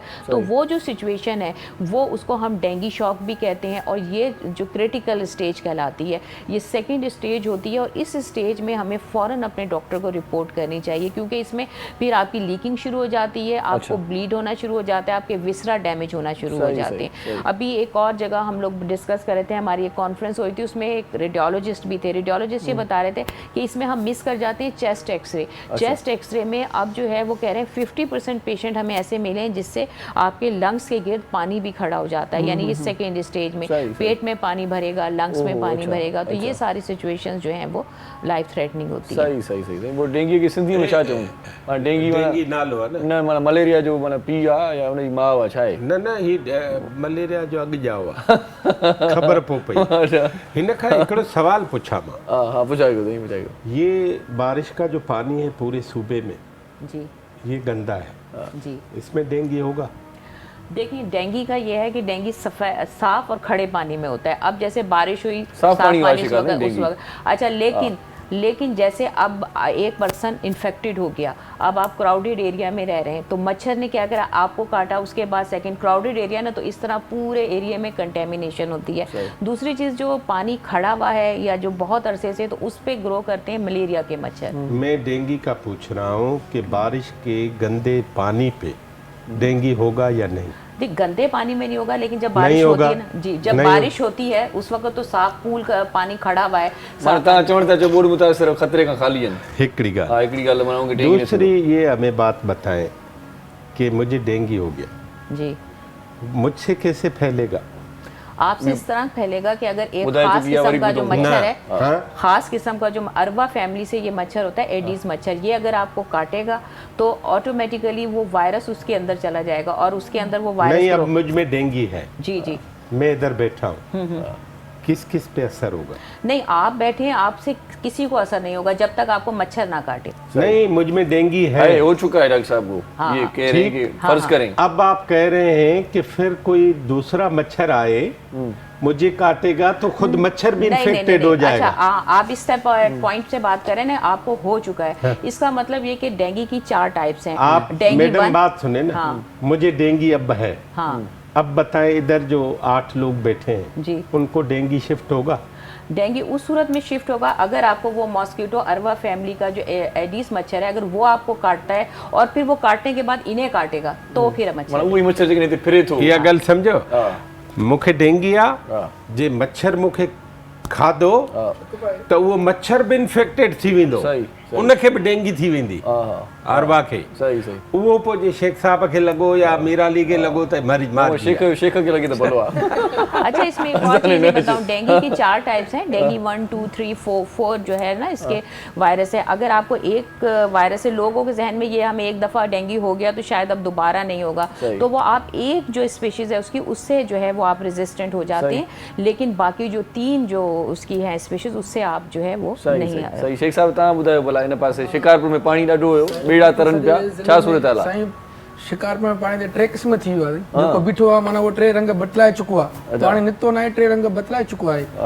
माण्हुनि वांगुरु रंग बटाया न साईं, छो जो हिन मौसम में पंहिंजो बि ज़मीन पाणी छॾंदी आहे, उहो जेको सिम जे हुन में तब्दील थी वेंदो आहे, जेको सिम जंहिंखे सिंधी में चवंदा आहियूं। पर पानी मतलब मथों ई ॾाढो सुहिणो ॾेख थो ॾे, सरसब्ज थी वियो आहे। हां, सरसब्ज बिल्कुल काई जमे थी। हां, ऐं 3 क़िस्म थी वियो आहे, पाणी त निकिरी न सघियो आहे पाणी हिन वक़्त ताईं। दरगाहों कब्रिस्तान में वॾनि जा के माण्हू चवंदा हुआ त अब्बा ॾाढा पढ़ियल सभु माना घर त न बचाए सघा पर कब्रिस्तान में माण्हू न बचाए सघे। इंसाफ़ सभिनी सां हिकु जहिड़ो कयो अथऊं न। सही सही। ॿियो छा चइजे, इन खां इंसाफ़ त साॻियो थियो। साहब को लई इहो कुदरती ईंदो आहे। इरशाद बात है, चवण जो मक़सद इहो आहे त जेतिरा माण्हू गुज़ारे विया आहिनि दुनिया में हाणे इन दौरान, त उन्हनि खे तदफीन करण लाइ का जॻह कान बची, माण्हू छा करे, इन खां वधीक ॿियो छा हुजे, बोर्ड ते हिकु पासे थी। अच्छा, चई जेतिरा माण्हू गुज़ारे आहिनि, पाज़ नहीं मां चो ई चवंदो जेतिरा माण्हू गुज़ारे आहिनि चवंदा हूंदा चङो तो गुज़ारियासीं, अहिड़ी सूरत न साईं, अहिड़ी बोर्ड बची वियासीं। ज़मीन टुकरी बि नसीब न थिए, घरनि में पिया आहिनि। अल्लाह माफ़ करे, बाक़ी इहा सूरत ॾाढी ख़राब हुई त पाणी जिते किथे हुयो त मां कब्रिस्तान में माना कोटण जे लाइ ख़बर पए पाणी 10 ॾींहं लगातार पाणी। हा, ताजमहल हुजां उहो बि टिमी पिया, ॿियो न छा ला साईं करे टिमी त सभिनि जा घर पिया, किरण तो बहानो आहे। बाक़ी माना असांजे पाकिस्तान में अंदरूनी सिंध या काथे बि हिकु करे मालो बोर्ड वारो त इहो हिकिड़ो पटो ॾेई छॾियो। ॿुधो शेख साहब, अंदरूनी सिंध जो चयव साईं, उन करे जो घणो ॿुधी अंदरूनी सिंध जो चयव त बैरूनी सिंध कहिड़ी आहे? साईं ॿुधी वॾनि अॼु खां पोइ न साईं, ॿुधी अॼु खां पोइ ॿुधी न चइजो। शेख साहब ॿुधी क़ौम पंहिंजी टके न खपाए। न साईं, पंहिंजे शहर जी ॻाल्हि कयो, ॿिए में न वञो। हलो पंहिंजे शहर। हाणे शेख साहब असां गॾु आहे, ॾाढो ज़बरदस्त हूअं त माना मुक़रर बि ज़बरदस्त आहे। सो पाण साईंअ जी माना दिलि में या ख़्यालनि में ॻाल्हियुनि जा ॻोठ आहिनि, कुझु ॻाल्हियूं जेकी असांखे नसीहत वारियूं बि हूंदियूं आहिनि, ॿुधण जे लाइ मिलंदियूं आहिनि, लेकिन ॾाढी ज़बरदस्त ॻाल्हि तव्हां कई पई आफ़ियर उस्ताद जुमन जी। ऐं तव्हां सभई ॿुधनि जेकी बि ॾिसंदा आहिनि हिन फनकार जो ॿुधमि न, शिराज़ फर्स्ट क्लास आवाज़ आहे। शमन मीराली साहब सां मां कॾहिं कॾहिं मिलण वेंदो आहियां, हुन ॻायो हीअ असीं ज़िंदगी गुज़री वई, ख्वाब हो। छो मुझ शमन इहो ॻाइण महिल तूं छा सोचो? चई उस्ताद ख़बर ई न पई कीअं गुज़री वियो, इहो कलाम बि गुज़री भलो माण्हू त ॾाढो। सो इन जे करे भलो न आहे, शिराज़ ऐं पीउ आहे, उहो बि भलो माण्हू।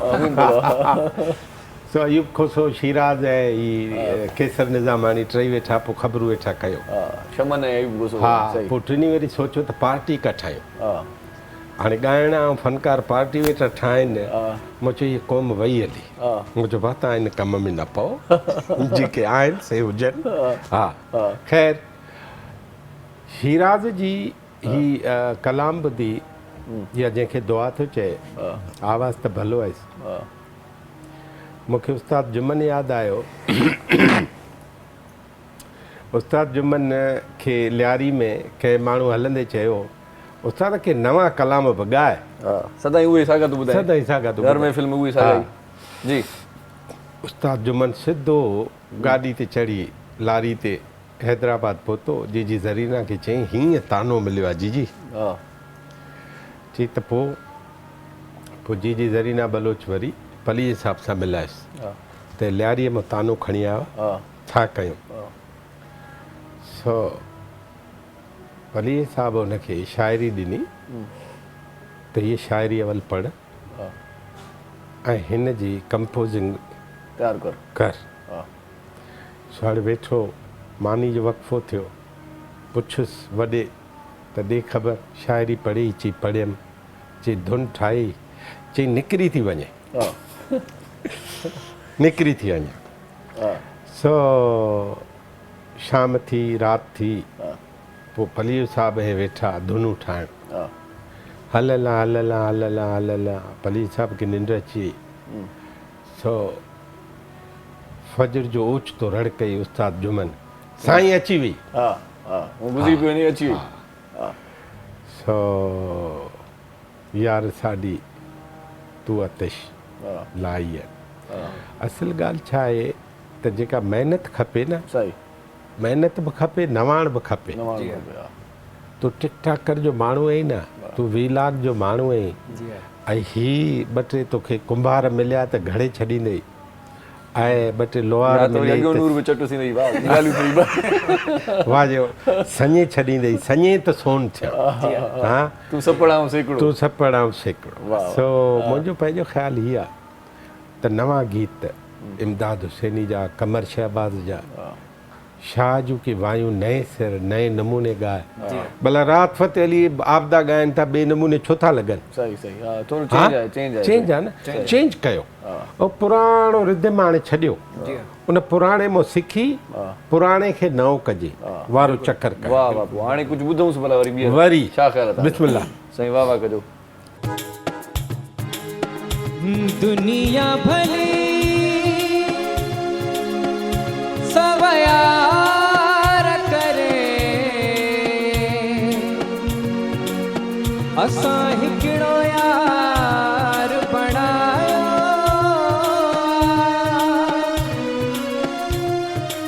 मां हाजी लाइक़ ख़ुशि आहियां रब सोहणो जोड़ मिलायो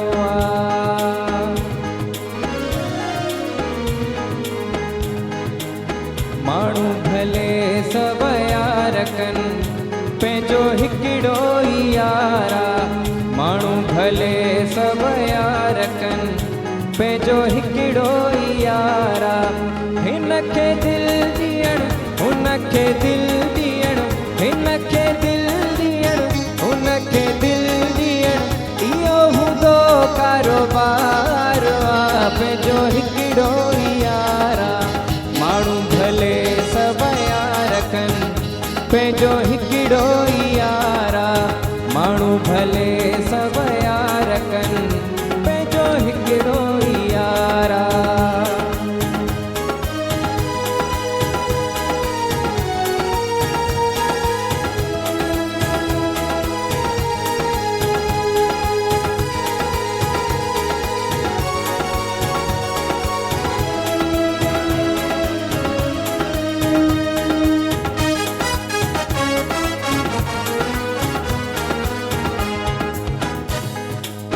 हिकिड़ी दिल हिकिड़ो दिल पर प्यार कबो भली हलियो वञे से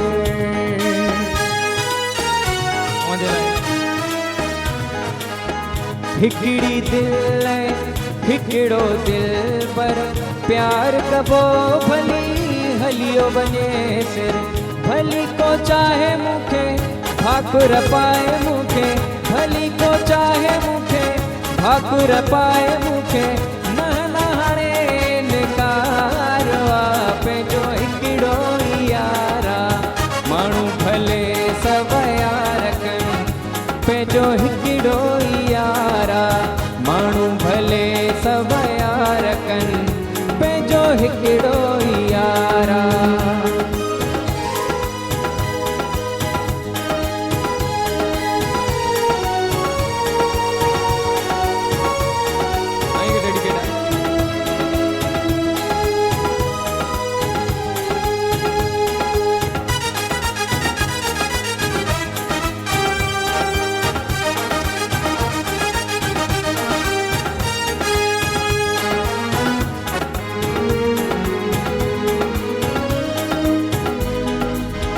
पंहिंजी पसंद का घट न हूंदी शैड़ी के वट न हूंदी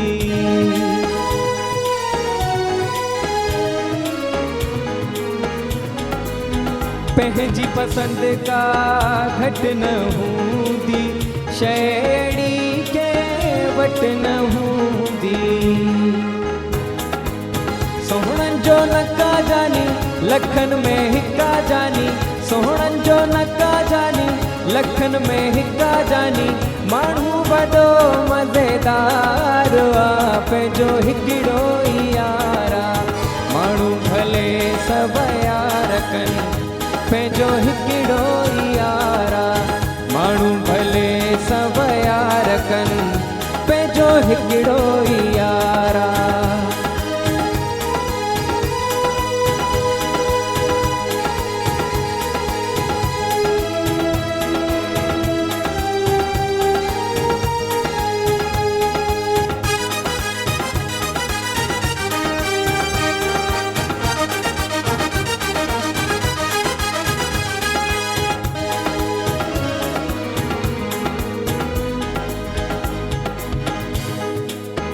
धोखो करे ममताज मोलाई पाण खां थींदी नाहे बेवफ़ाई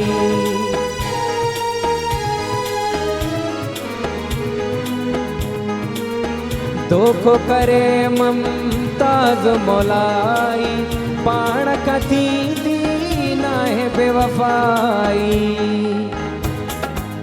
पंहिंजो को यार मटे दिल्ली दिलदार मटे पंहिंजो को यार मटे दिल्ली दिलदार मटे जवान जो ना किरदार आ पंहिंजो हिकिड़ो ई यार आ माण्हू भले सभु यार कनि पंहिंजो हिकिड़ो ई यार आ माण्हू भले सभु यार कनि पंहिंजो हिकिड़ो ई यार आ हिन खे दिल ॾियणु हुन खे दिल ॾियणु हिन खे दिल ॾियणु हुन खे दिल ॾियणु इहो हूंदो कारोबार आ पंहिंजो हिकिड़ो ई यार आ माण्हू भले सभु यार कनि पंहिंजो हिकिड़ो ई यार आ माण्हू भले सभु यार कनि पंहिंजो हिकिड़ो ई यार आ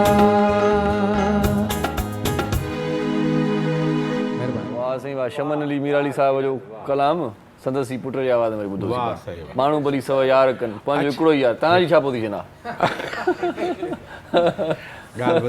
इहो खिली नटारियो असांजो कमु आहे माण्हुनि सां इन करे असां सॼे आवाम खे पंहिंजो दोस्त ठाहिणो पवंदो सही सही सही असांजा माना खोड़ यार आहिनि खोड़ दोस्त हिते शॉर्ट कमर्शियल ब्रेक वठूं था हिन ॻाल्हि ते मोटी था अचूं त कचहरी कंटिन्यू रखूं था गॾु रहिजो सिंधु पई थी सॾे केरु मूंखे अॾे सिंधु पई थी सॾे जी भली कार चऊं तव्हांखे पंहिंजो प्रोग्राम सिंधु पई थी सॾे में ऐं तव्हां असांजे प्रोग्राम में शामिल बि थी सघो था हीउ प्रोग्राम रिपीट बि थींदो आहे राति जो 1 वॻे ऐं हिन प्रोग्राम खे तव्हां यूट्यूब जी मार्फत 3-4 वॻे खां पोइ ॾिसी सघो था असां सां गॾु डॉक्टर अयूब शेख साहिबु डॉक्टर शबाना नाज़ साहिबा शिराज़ मीराली ऐं असांजो दोस्त हिकिड़ो शेख साहिबु असां सां गॾु आहे सलमान उहो उन सां कचहरी बि जारी आहे पर डॉक्टर अयूब शेख साहिबु खां हिकिड़ी कमई ॻाल्हि पुछा कयूं कॾहिं कॾहिं तव्हां गुटकनि जूं कहाणियूं ॿुधाईंदा आहियो छा माना सूरत हाल आहे कराची में गुटकनि जी मां तव्हांखे हिकिड़ी ॻाल्हि ॿुधायां मां चवां थो जेको खाए थो गुटको त हुनखे कढिजे कुटको साईं ॿुधो न गुटको ऐं कुटको ॻाल्हि छा आहे त मां टीवी स्टेशन ते वियुसि उते माण्हू गुटको खाधो कैमरामैन खे में मावा खाताऊं ॿियो जेको अचे में मीठी सुपारी खाताऊं मां जिना अस्पताल जे डिप्टी डायरेक्टर वटि वियुसि डॉक्टर यया तुने वटि मूं चयो मूंखे अंग अखर ॾे चई त सिर्फ़ु कराची शहर में गुटके जे करे साल में 5000 कैंसर जा मरीज़ ईंदा आहिनि ऐं मरी वेंदा आहिनि ऐं उन्हनि जो वात ॼाड़ी ऐं अंदरि मैंडिबल्स मुहारूं उहे सर्जरी सां कटिबियूं आहिनि उन्हनि जा मुहांडा फिरी वेंदा आहिनि उहे डीफेस थी वेंदा आहिनि 5000 माण्हू साल में कराची डिवीज़न में सही हिकु मूं चयो ॿियो हवालु ॾे छा आहे चई ठटे ऐं बदीन में 5000 माण्हू ॿिन्ही ज़िलनि जा मरंदा आहिनि साल में सही सही एॾे त घणो ई आहे एवरेज साईं हा मां वियुसि मीरपुर भठोरे हा मूंखे भठोरे वारा दोस्त माफ़ु कनि हा उते मूंखे लेखक खां वॾो एजाज़ ख्वाजा साहिबु वॾो सीनियर माण्हू आहे मां वियुसि साईं गुलाम सिंह रंगरेज़ सां मिलणु तॾहिं हयात हुआ त साईं जो घरु एजाज़ साहिबु चयो त चांहि मूं वटि पीओ उते वियासीं त मुंहिंजो ॾे ख़बर आहे अॻे असां जॾहिं ईंदा हुआसीं त हिते दुकान हूंदा चई त इहे सभु दुकान बंदि थी विया आहिनि ऐं हाणे इहे सभु गुटकनि जा केबिन ठही विया आहिनि ओहो सो मूं चयोमांसि त मूंखे को आइडियल हिकिड़ो केस ॾेखार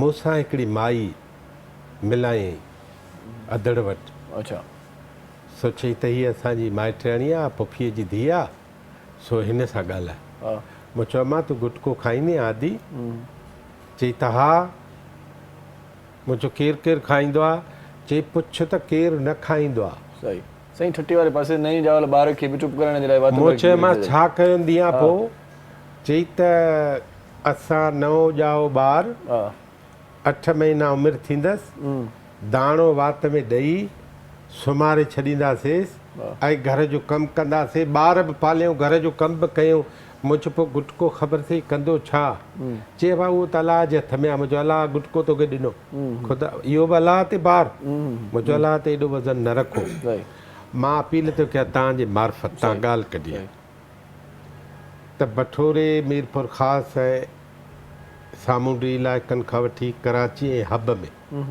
जेके बि माण्हू गुटको खाओ था ऐं अपर सिंध में ऐं लोअर सिंध में जेके माण्हू गुटको नथा खाओ अवा हिक ॿिए खे ॿुधायो त हीउ जेको असां ज़हर वठी खाऊं था हीउ माओ हीउ नालो रखियो माओ हा नालो केॾो सुहिणो रखियो यार ॼण गुटको माओ मूं कंहिंखां पुछो चई डॉक्टर साहब मैं मीठी सुपारी खाता हूँ मूं चयो ये मीठा ज़हर है सही सही सही हाणे मां आख़िरी ॻाल्हि थो जी जी हिन सिलसिले सही उहा हीअ आहे त अफ़गानिस्तान ऐं इंडिया खां इहे ॿई प्रोडक्ट्स अचनि थियूं गुटके में उठ जो अफ़गानिस्तान में जेके उठ आहिनि उन जी चर्बी ऐं उन जो पेशाब मिलाईंदा आहिनि अच्छा इन खां पोइ त खणी न खाओ यार इहा ॻाल्हि ॿुधी करे नशो ठहंदो ई कहिड़ो बि हुजे इन्हनि शयुनि मां कहिड़ो बि नशो हुजे सम्झो हाणे उहो उठ बीमार आहे उन जी रत में छा आहे इहो जीअं डॉक्टर साहिबु चयो न त डेंगी वारे मच्छर बि इन्फेक्ट थियो त वरी ॿिए खे हणंदो सही सही ईअं ई असां पंहिंजो नस्ल था विञायूं हीउ पाकिस्तान था विञायूं हीउ हथनि मां निकिरी वेंदव सही सही तबाह थी वेंदव नौजवान तबाह नौजवानो मावरूं भेणूं ऐं मां हिकिड़े छोकिरे खे चयो उन छॾे ॾिनो मूं वटि आयो ऑफिस चई डॉक्टर साहब मैंने छोड़ दिया सही मूं हुनखे 1000 रुपयो ॾिनो सही मूं चयो यार ख़्यालु कर पंहिंजो पोइ मूंखां पुछई आपने मुझे क्यों बोला मूं चयो यार आप मर जाते न पीछे आपका पूरा घर मर जाता सही सही हिकिड़े माण्हूअ ते साईं सॼो ॿार हुन ते आहे त उहो माण्हू तव्हां छा ऑब्जर्वेशन पंहिंजी कई आहे नौजवाननि में ख़ासि तौर ते तव्हां इहा शर्बा कई आहे त अॼुकल्ह जो पढ़िया लिखिया यूनिवर्सिटीज़ में नशा अची विया आहिनि त बाद जी ॻाल्हि आहे पर हिकिड़ो पढ़ियल लिखियल खे त इहा बि ख़बर आहे त हीअ चीज़ छा आहे हिकिड़ो अणपढ़ियल हूंदो आहे त हुनखे ख़बर न हूंदी आहे त हिन में नुक़सानु आहे फ़ाइदो आहे उहो बि लॻो पियो हूंदो आहे सही पंहिंजे धुन में पर पढ़ियल लिखियल माना उहो जो माना पाण ई माना सभु ख़बर आहे त हिन सां मूंखे छा थींदो न अॻ में माना पुलुनि जे हेठां ॾिसंदा हुआसीं की नशा ई मिलंदा हाणे यूनिवर्सिटीज़ में कॉलेजिस में पढ़ियल लिखियल छोकिरा ख़बर आहे त हिन जो साइड इफेक्ट छा आहे ऐं हिकिड़े अणपढ़ियल खे त न आहे न ख़बर उहो त चवंदो भई मां सिगरेट पियो पियां सही आहे कुझु बि न आहे गुटके खां कमु चढ़ी वियो आहे कहिड़ा कहिड़ा नशा आहिनि टीवी ते मुंहिंजा नाला वेंदा इरशाद हू इंडिया सां वापारु बंदि आहे गुटको ईंदो हू अफ़गानिस्तान सां जहिड़ो आहे गुटको ईंदो सही सही इहो त सोचो त पुलिस केॾो कमु थी करे सही सही पाकिस्तान सॼे खे तबाह करण लाइ सही डॉक्टर साहब आप क्या कहेंगे इस पे थोड़ा सा ऐसा डाल दें आप भी अपनी गुफ्तगू का गुटको इतना सारी रोशनी पड़ रही है उसमें, मेरे ख्याल लोगों को समझ आ रहा होगा, हमेशा से समझाते आ रहे हैं जो कैंसर की सबसे बड़ी कॉज ये गुटखा है, सुपारी है, और ये आपको एक चीज़ डैमेज करिए, पूरा ख़ानदान आपका तबाह। अच्छा, आपके प्यारे आपके सामने मर रहे होते हैं कैंसर से। हमारे पास बहुत सारे ऐसे लोग हैं जो हमने देखा वो कैंसर से उनकी डेथ हुई, लेकिन उसके बावजूद उनके बहन भाई खा रहे हैं, उनको समझा रहे हैं। तो ये है कि अब ये लोगों को अवेयरनेस की ज़रूरत है, लोगों को खुद से समझना है अपने नुकसान के बारे में। और आज स्पेशल दिन भी है ओल्ड एज के लोगों का। जी जी तो डॉक्टर साहब का भी एक सवाल था कि ओल्ड एज किसको कहते हैं भाई? कौन से डॉक्टर ये बताएं ना, और वो क्या ताकि इरशाद को तशफ़ी तो हो ना, ओल्ड एज में तो नहीं आ गया ये। और ये भी बताएं कि उनको क्या एहतियात बरतनी चाहिए जब वो 40 से ऊपर हो जाते हैं, 40 प्लस। एक हमारे फनकार हैं सिंधी के, बहुत बड़े फनकार। असल में डॉक्टर साहब अपने लिए पूछ रहे हैं, मेरा नाम लेके। एक फनकार है हमारे, शिकारपुर के ही हैं, तो वो खियल दास जब कैसेट्स का काम, अब वो एमएनए है, बहुत अच्छा आदमी है, तो खियल दास जब उनके कैसेट की वो रिलीज़ करता था ना, एक दिन खियल मेरे पास आया तो मैंने पूछा खियल उसकी आज कितनी कैसेट, वॉल्यूम नंबर 28 कितनी कैसेट निकाली?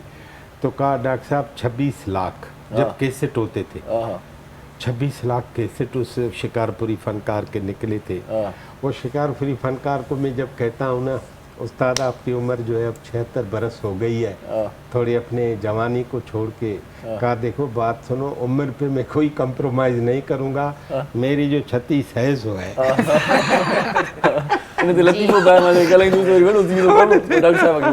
असल में एजिंग या एज होना ये एक नॉर्मल फिजियोलॉजिकल हम लोग इसको कहते हैं प्रोसेस है। हर आदमी ने बूढ़ा होना होता है, लेकिन हर एक डिफरेंट वे में बूढ़ा होता है। कोई मतलब बहुत एक्टिव होता है, कोई बीमार होता है, कोई डायबिटिक होता है, किसी का ब्लड प्रेशर हाई होता है, मतलब बूढ़ा सबने होना होता है। ये नॉर्मल, जैसे बाल सफ़ेद होने, आपकी नज़र कमज़ोर होनी है, आपकी स्किन पतली होनी है, आपके जॉइंट पेन होना है, तो ये सारी चीज़ें नॉर्मल एजिंग में आती हैं। लेकिन बात ये है कि हमें ये अंदाज़ा नहीं है कि एजिंग किस एज से शुरू होती है।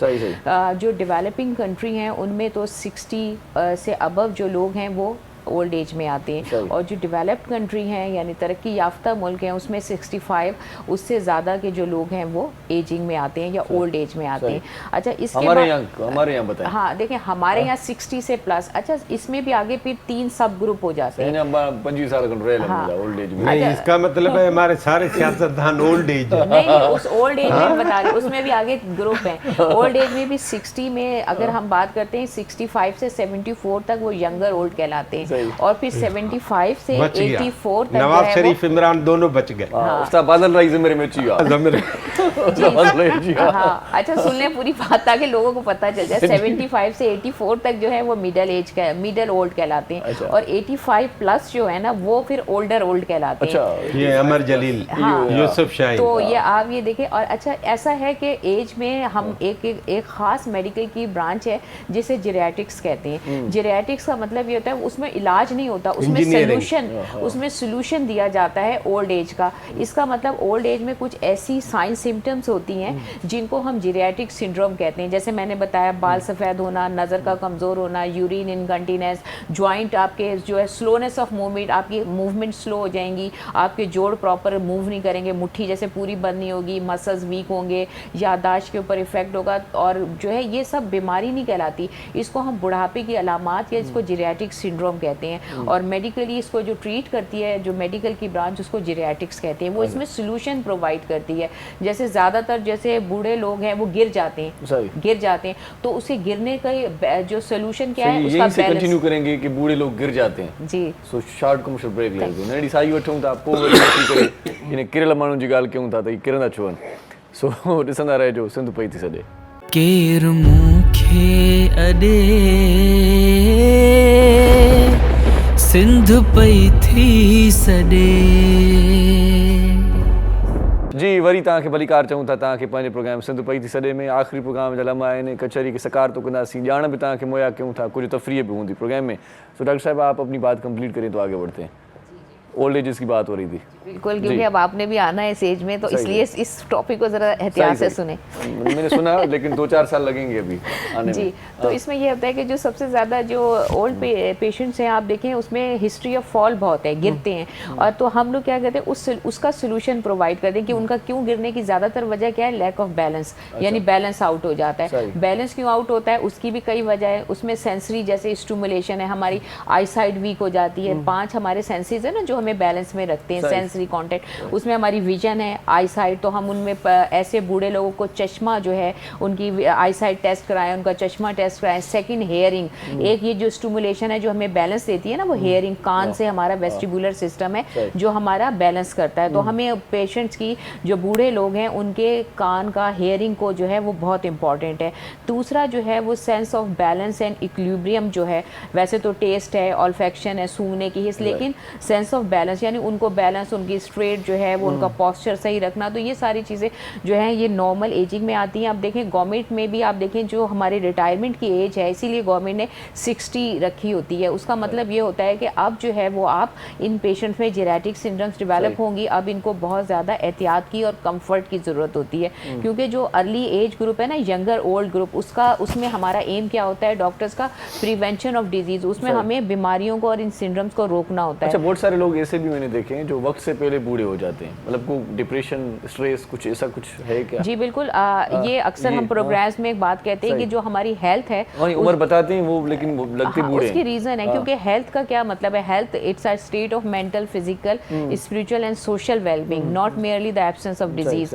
यानी कि आपको सोशली, मेंटली, फिजिकली हर तरह सही होना। अगर आप सोशली मतलब कमज़ोर, आपके इर्द गिर्द के लोग आपको स्ट्रेस दे रहे हैं, टेंशन दे रहे हैं, तो ऑटोमेटिकली आपकी हेल्थ का एक डोमेन में आप नीचे आ जाते हैं, तो आप वक्त से पहले आप बूढ़े होना शुरू हो जाएंगे। जब आप खुश रहते हैं आपके हैप्पी हार्मोन्स रिलीज होते हैं। आप दूसरा इस्लामी पॉइंट ऑफ व्यू से भी मायूसी कुफ्र ईमान है, जो हम मेडिकल साइंस वही कहती है जो इस्लाम कह रहा है कि आपको जो है खुश रहना है। अगर आप खुश रहेंगे तो आपकी मेंटल हेल्थ भी सही रहेगी, आपकी फिजिकल, आपके वो हार्मोन रिलीज होंगे जो दर्द कम महसूस कराएंगे। एंडोर्फिन है हैप्पी हार्मोन में, ऑक्सीटोसिन, ये वो हार्मोन्स है जो हमें हैप्पीनेस देते हैं, और ये हैप्पीनेस जब मिलती है जब हम खुश होते हैं। तो हमें कोशिश यही करनी चाहिए हम खुश रहें। अगर हम परेशान होंगे तो हमें दर्द का एहसास भी ज़्यादा होगा। सही वक्त खां अॻु में जेकॾहिं माण्हू पोड़ो थिए थो त उन में इहा बि ॻाल्हि शामिल आहे, तो परेशान रहे, तो परेशानी ख़तमु कयो।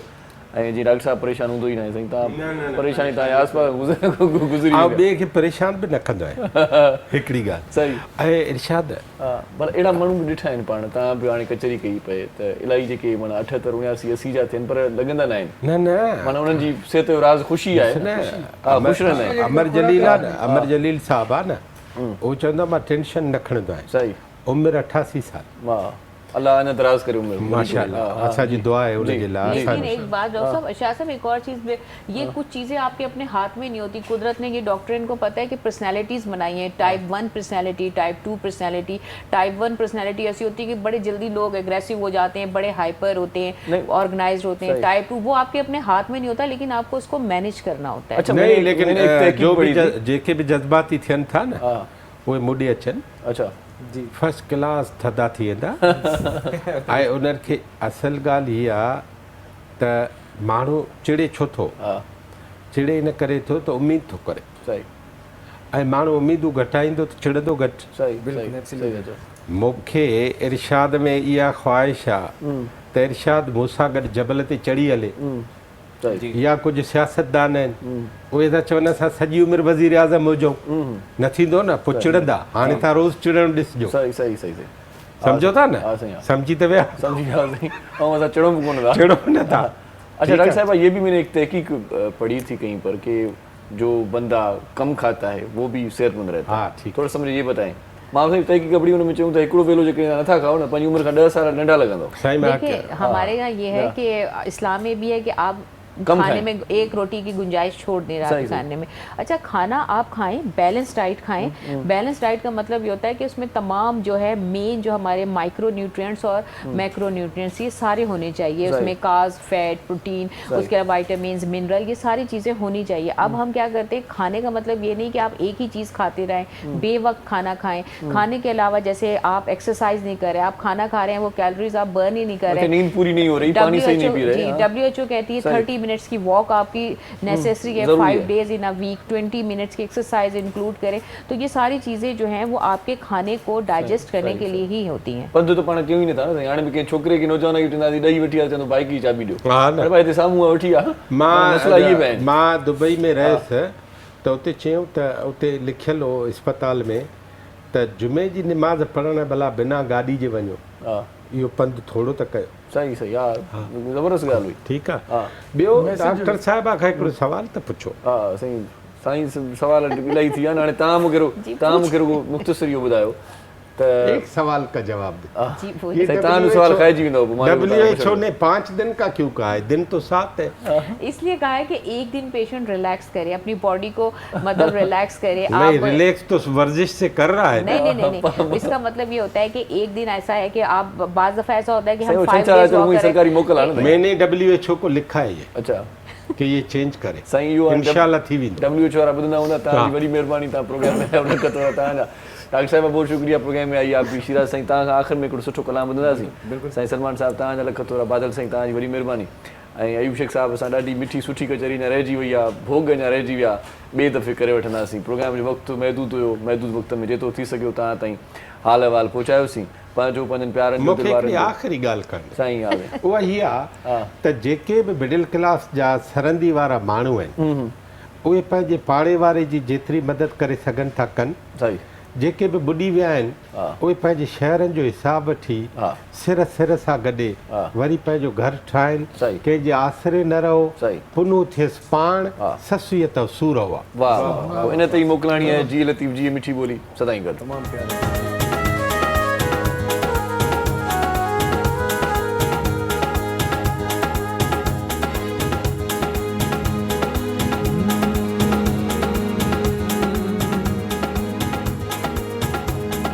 शीशे का था दिल मेरा है,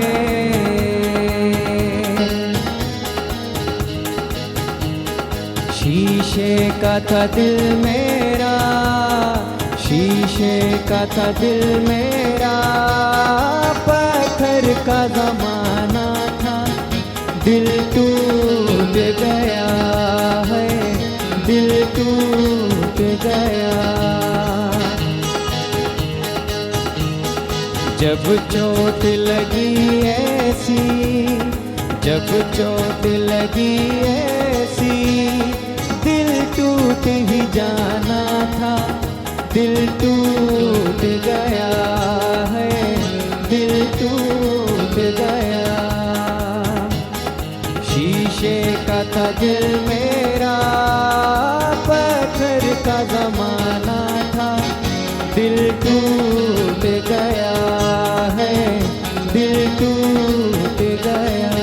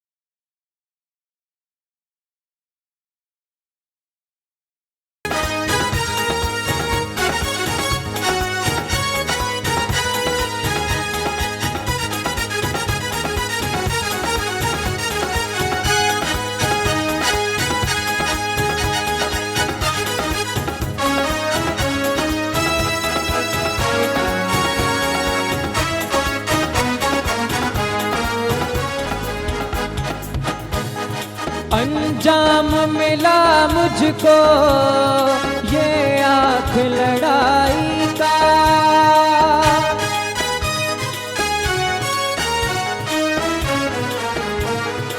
अंजाम मिला मुझको ये आँख लड़ाई का। अब जीने नहीं देगा ये दर्द जुदाई का, ये दर्द दिया जिसने है, ये दर्द दिया जिसने, मेरा यार पुराना था, दिल टूट गया है, दिल टूट गया। शीशे का था दिल मेरा, पत्थर का जमाना था, दिल टूट गया है, दिल टूट गया।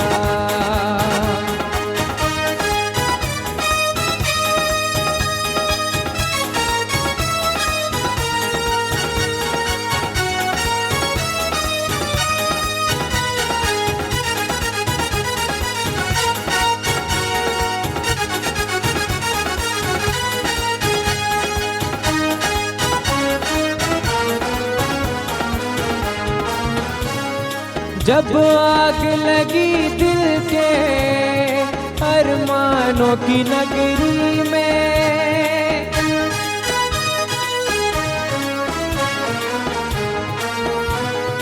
जब आग लगी दिल के अरमानों की नगरी में, मैं दौड़ा चला आया बेगानों की बस्ती में।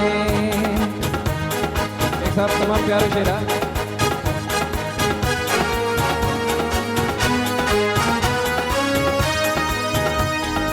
जब आग लगी दिल के अरमानों की नगरी में, मैं दौड़ा चला आया बेगानों की बस्ती में। मेरे अपने ही लोगों ने